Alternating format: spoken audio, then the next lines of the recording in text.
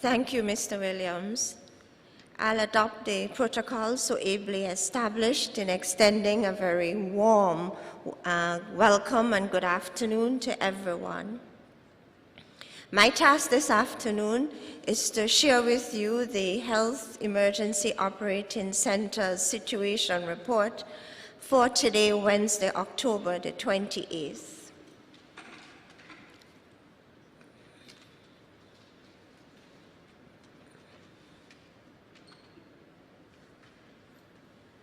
St. Kitts and Nevis to date has reported 19 confirmed cases of COVID-19, and they have all recovered. And so the situation on the ground with respect to COVID-19 is stable.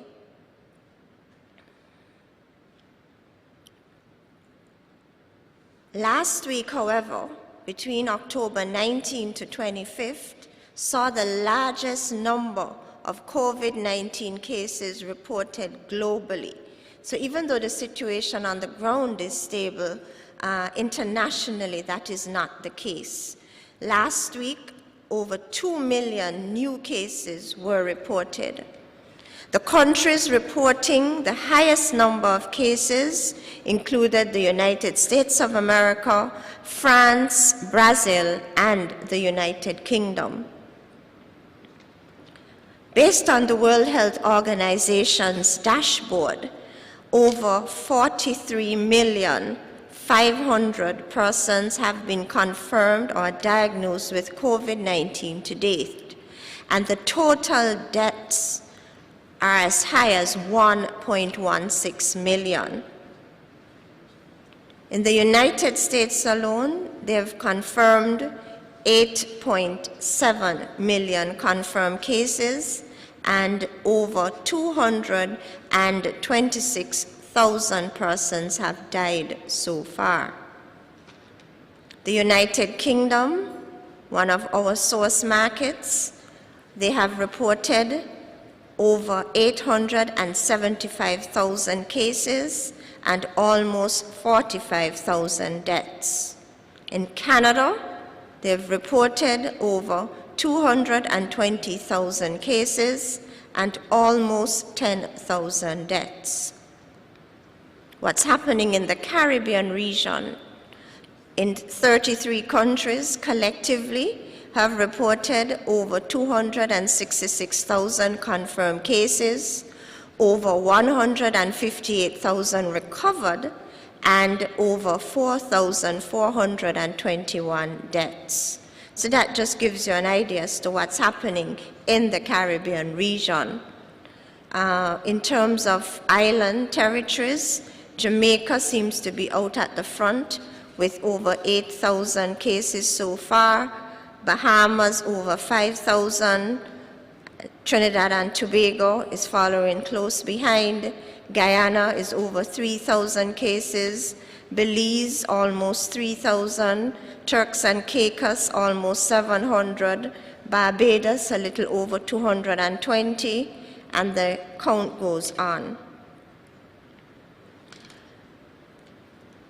In St. Kitts and Nevis, we continue testing our returning nationals. To date, we have tested 3,138 persons with a reasonable turnaround time in terms of the reporting on these tests. And so, on an average, persons receive their test results within 24 hours of being sampled. At present, we have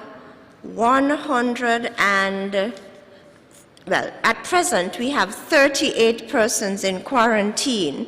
So that's a little different from what you're seeing on the slide, because the last contingent of students from the Ross University School of Veterinary Medicine would have they are being released out of quarantine as we speak, or as I'm speaking. And so these students, which would have been the fourth batch of students, They returned to the Federation on the 14th of October. They had their samples taken early this morning, and their lab reports just came in, all negative. And so they are being officially released from quarantine as we speak. To date, and that is between April the 24th to present, a total of 523 nationals would have returned to our federation. And so I would have mentioned about the Ross students being released from quarantine, and I think that's the final batch of students for this calendar year.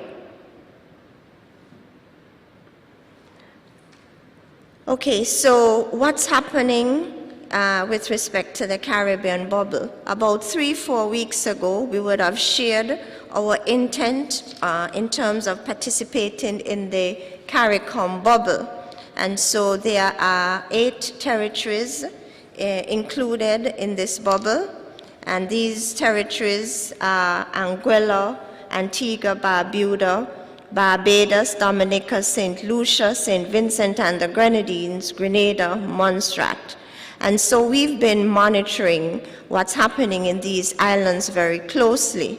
And you would see that Antigua, within the last 14 days, have reported 13 newly confirmed cases, bringing its total to about 124.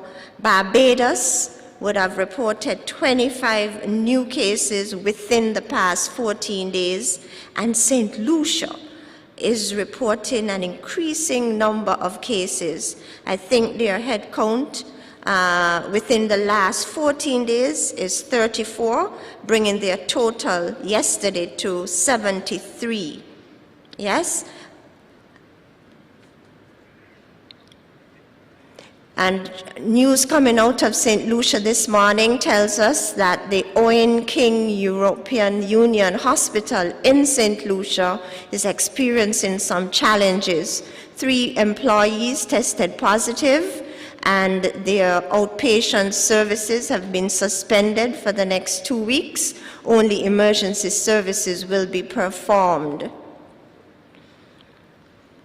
The Ministry of Health here in St. Kitts and Nevis and the Health Emergency Operating Centers Committee is and continues to monitor the situation in these territories, and we are really looking out for the evidence of community transmission of COVID-19. In essence, we are in the process of evaluating the risk of participating in the CARICOM bubble. Just by way of information,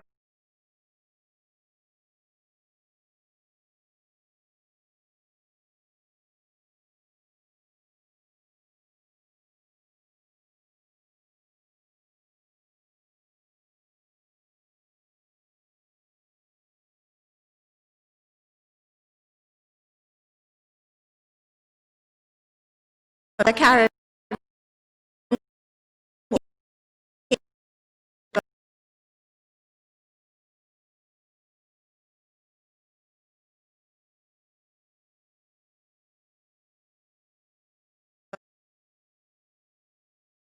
brief overview again the health and travel protocols, because we are receiving a number of questions and we want. So all inbound travelers to the Federation will eventually fall into 2 categories. One, those persons returning or coming in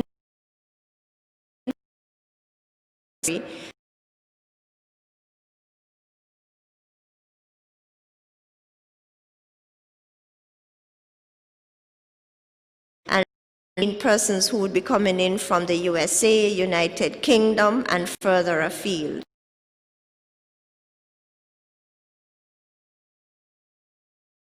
Jamaica and Dominican Republic, they all fall into that other risk of exposure to the virus. So the question is, if I am a traveler and I'm thinking of coming to St. Kitts and Nevis, what are the pre-arrival requirements? Well, you will be asked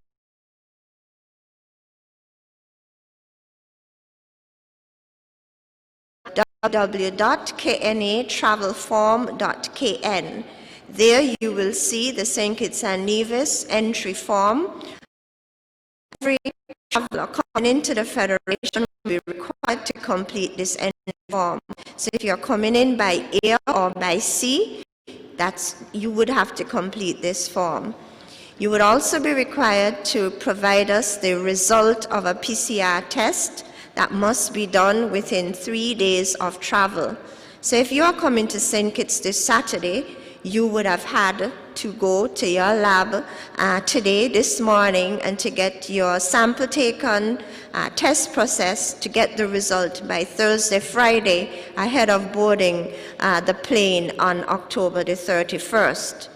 This PCR test must be done at an ISO accredited laboratory in the traveler's host country. And so what I've been telling travelers, just Google, just put in your home address and Google for the nearest ISO accredited laboratory in your area where you can access this service. Next. Okay, so if I am coming to St. Kitts and Nevis from a Caribbean territory, what are the requirements? What are the entry requirements? So let's bring it closer home. If I'm coming to St. Kitts from Anguilla, if I'm coming to St. Kitts from Montserrat, what should I do? You have to log on to the site and complete the entry form. You also have to provide us with a negative PCR test done within 3 days of travel. Please note that you should have been residing in that CARICOM bubble territory for at least 21 days in order for you to be considered a part of this Caribbean bubble. So in other words, you cannot come from New York or Miami and go to Anguilla and spend 3 days and come to St. Kitts and expect to be considered as part of the Caribbean bubble.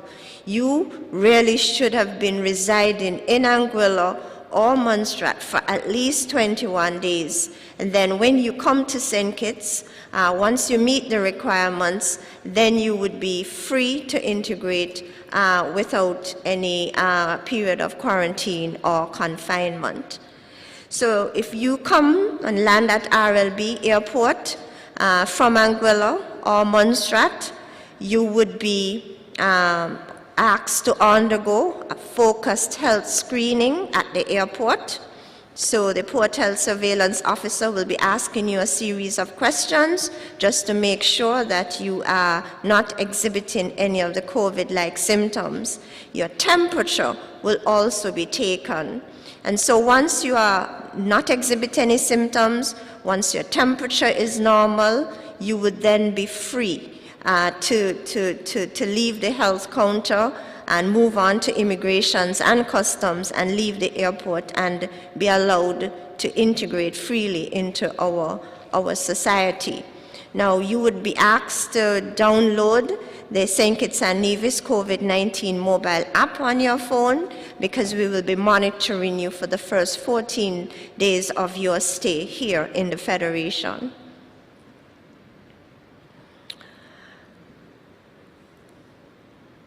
If you are coming in from, again, Anguilla, Montserrat, you may ask, where can you stay? Once you are allowed free entrance, where can you stay? Well, you can stay at a private residence, your relative, family, friend, or you are free to stay at a COVID-19 certified non-franchise or non-branded hotel, as indicated on the slide. Please note that all arriving passengers from within the Caribbean bubble who have been in transit in a country outside of the bubble will be included in the second category, which I will go on to explain. So, for example, if you are leaving Anguilla and you happen to route yourself through St. Martin en route to St. Kitts, you're going to have a little challenge right there, because if you're in transit in St. Martin, which is a high-risk territory, you will not be considered as part of the Caribbean bubble. Okay, so the next category, If I'm a returning national, what are the entry requirements? So if I'm from St. Kitts and Nevis and I'm coming home from the United Kingdom, from New York, from Miami, from Atlanta, what are the entry requirements? What do I have to do? Again, you would have to log on to the site and complete the entry form. You would have to submit a negative PCR test result done within 3 days of boarding the flight to the Federation. Nationals returning from within the CARICOM bubble. So if you are a national and you are returning from one of the bubble territories, again, Anguilla or Montserrat, and you intend to stay in St. Kitts, you can stay at a private residence or a non-branded hotel, which we've explained before.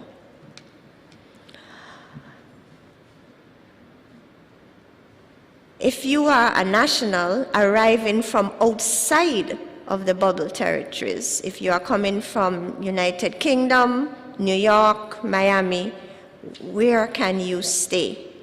Upon returning to the Federation, you can stay at Oali Beach Resort Hotel in Nevis, Potworks and Paradise Beach in Nevis. You can also stay at the Ocean Terrace Inn here in St. Kitts, the Royal St. Kitts Hotel in St. Kitts, or you can stay at any of the 4 franchise hotels. So all returning nationals to the Federation, these are your options: Oali Beach, Potworks, Paradise Beach, Ocean Terrace Inn, Royal St. Kitts Hotel, and any of the 4 franchise hotels. So these are the options open to returning nationals to the Federation. But guess what? If you're returning nationals, you still have other options. Next. Returning nationals can also opt for pre-approved quarantine. So if you want to be quarantined in the luxury of your home or private villa, you have that opportunity. So you can log on to the website www.covid19.gov.kn and submit your application. Your home, private villa, will then be visited, evaluated, and once it meets the requirements as outlined, then it can be approved. But you will have to also consent and pay for the security facility. So there's a security fee for which you will be responsible. Please note that at this time, we are not allowing home quarantine without private security. Please note that at this time, we are not allowing home quarantine without private security.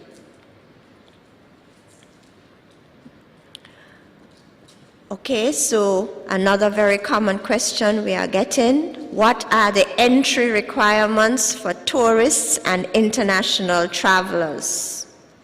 And so if I'm a tourist coming in from Canada or United Kingdom or in Europe, what are the entry requirements? Again, you're going to have to log on to the website and complete the entry form. You're going to have to submit the negative PCR COVID-19 test done within 3 days of travel. The inbound tourist must also submit confirmation of hotel reservation at either of the following hotels. And so if you're a tourist, an international tourist, these are your accommodation options: the Park Hyatt St. Kitts, Four Seasons, St. Kitts Marriott Resort Hotel, Marriott St. Kitts Vacation Beach Club, Royal St. Kitts Hotel, Koi Resort, and Paradise Beach, Nevis. So these are the accommodation options open to the tourists and international travelers within phase 1 of our opening. The traveler will be required to undergo a focused health screening at the airport. They will be asked to download and install the St. Kitts and Nevis COVID-19 mobile app. And then the tourists, if without symptoms, without exhibiting any COVID-like symptoms, he or she will be allowed to enter the Federation. Such a tourist will be then vacationing in place at the hotel of their choice. Now, at this hotel, they will not be confined to their rooms. They will have access to an approved package of services for the first 14 days or for the duration of their stay, if it's shorter. The tourist will be required to do serial testing, and so he or she will be tested on day 7 and on day 14 if still in the Federation. So if once the tourist who is tested on day 7 receives a negative PCR test, he or she can be allowed only through the hotel's concierge desk and by appointment only access COVID-19 approved tourist attraction sites on the islands of St. Kitts or Nevis. They will access these sites in a secure bubble. So in other words, they would leave the hotel, go to that attraction site, and go back to the hotel in that secure bubble. All inbound travelers or tourists must receive a PCR test on day 14 of stay. Once the result is negative, the traveler or tourist will be allowed to integrate into the society. Another common question, if perchance the tourist or international traveler is exhibiting any COVID-like symptoms at the airport, what happens? So if upon arrival at RLB, the tourist exhibits any COVID-like symptoms and have a fever, that tourist will be channeled to the testing booth. That tourist would have his or her nasopharyngeal swab taken at the airport, because at the airport we now have 3 testing booths.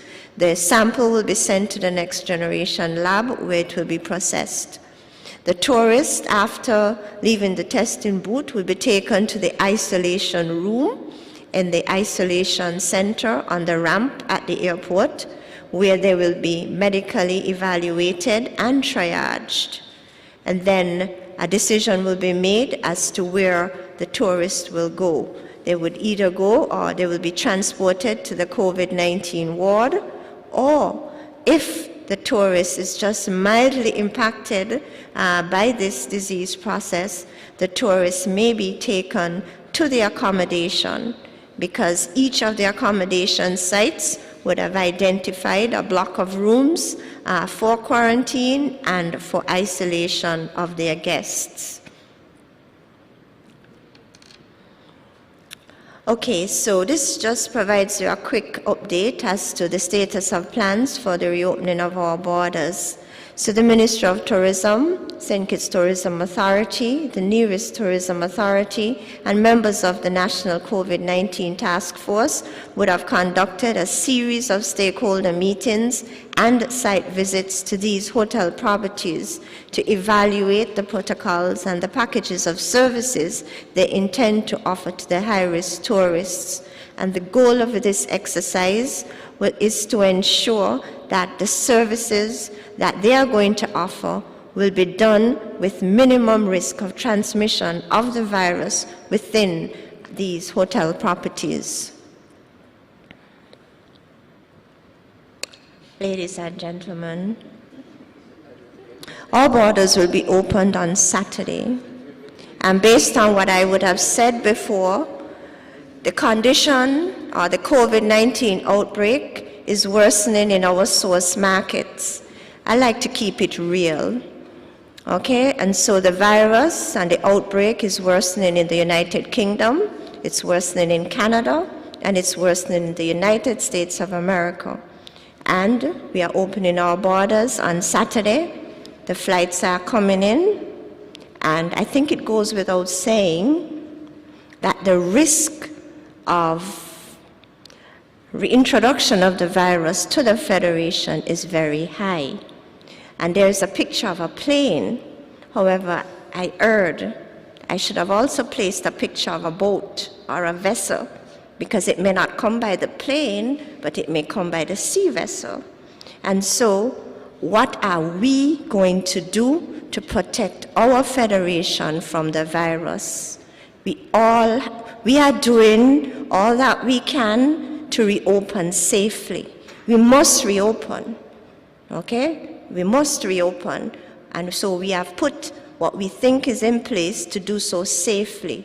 And so we all have a responsibility individually and collectively to protect ourselves from the virus and to prevent the spread of the virus.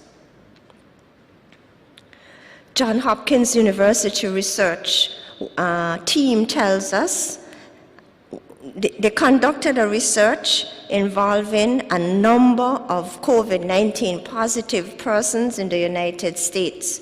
And so they would have asked them a series of questions about their lifestyle over the preceding month. And what they found was that wearing the face mask, social distancing, and limiting travel reduce COVID-19 virus transmission.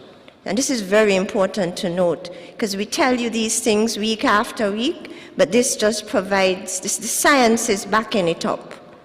All right? They went on to say that using public transportation, visiting a place of worship and events, and otherwise traveling from home, these are all activities associated with a significant higher likelihood of testing positive for COVID-19.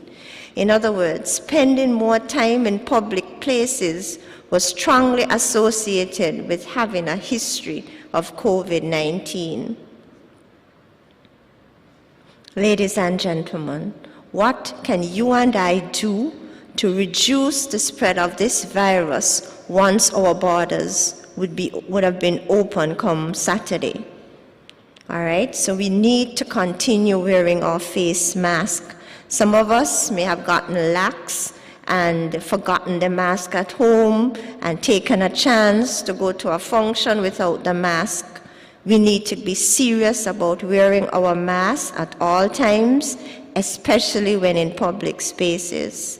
Physical distancing, maintaining a decent 6 feet from others when in public spaces is very important.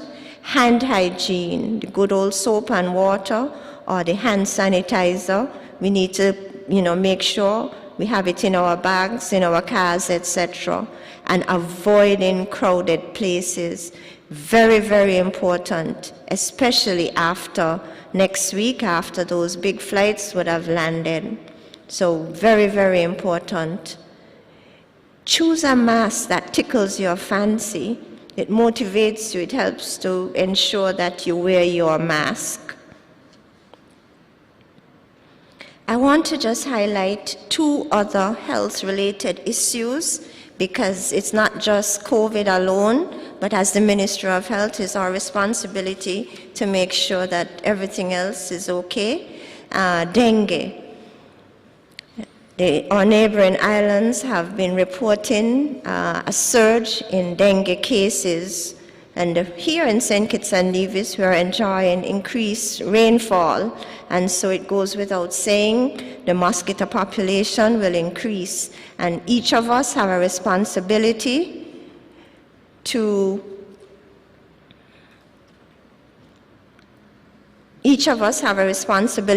walk around our homes on a daily basis or a weekly basis and get rid of stagnant water. Very, very important.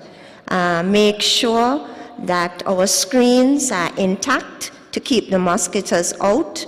Stay in air-conditioned or well-screened housing. Use a mosquito repellent if you're going to be outside early in the morning and late in the evening, early evening hours. And wear appropriate clothing to protect yourselves from mosquitoes. And there is one other health issue that I want to bring to your attention at this time. The Health Information Unit within the Ministry of Health would like to share this information. 15 fish poisoning cases have been reported by the JNF General Hospital and Mary Charles Hospital during the last 5 weeks. And it's significant, and that's why we're bringing it to the public's attention. Bird Rock reported 3 cases, followed by Tabernacle and Phillips Village. 80% of the total cases presented with vomiting, 60% of the cases presented with diarrhea, and 27% of the cases presented with lethargy. The last 4 cases were reported by Mary Child's Hospital with similar symptoms. The last 2 cases came in on October 26th and 2 cases on October 27th. And so again, fish poisoning. And so be careful when consuming fish at this time. Thank you.